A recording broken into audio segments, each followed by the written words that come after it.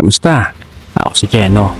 Pamilyado, may maayos na trabaho at katulad ng karamihan, mataas ang pangarap sa buhay. Pangarap ko maging isang professional taong bahay. Grabe yung ipinaranas sa akin ni Meta this past few days.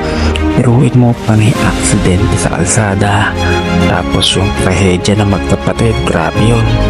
Tapos yung babaeng pinubugbog ng asawa habang hawak yung anak nila. Tapos yung pinakalites, yung babaeng niloko ng asawa naman.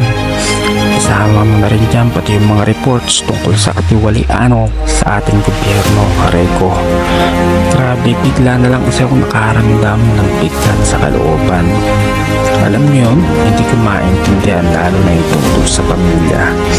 Maisip ko tuloy kung ma-expose ako sa mga ganong videos araw-araw, siguradong magkakaroon ng build-up primarily sa kalooban ko ng stress, depression, o kaya anxiety. Nagulat kayo kasi nabanggit ko build-up. Oo, may chance talaga na magkaroon tayo ng stress, depression, o anxiety gradually at unconsciously. So, ang ginawa ko is nag-search ako at boom! May studies na nga nakandak about dito. Kung interesado kayo, yung link nasa description. Click nyo na lang, basahin nyo na lang yung article. Hindi mahaba kasi yun, guys. So, ayun na nga.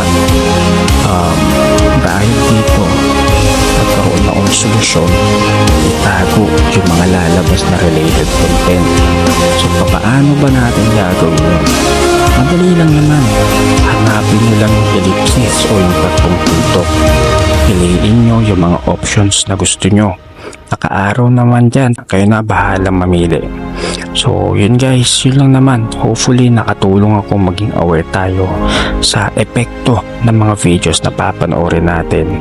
Minuminuto, oras-oras, araw-araw. Stay informed guys. Ingatan ang ating mental health. Ciao tayo.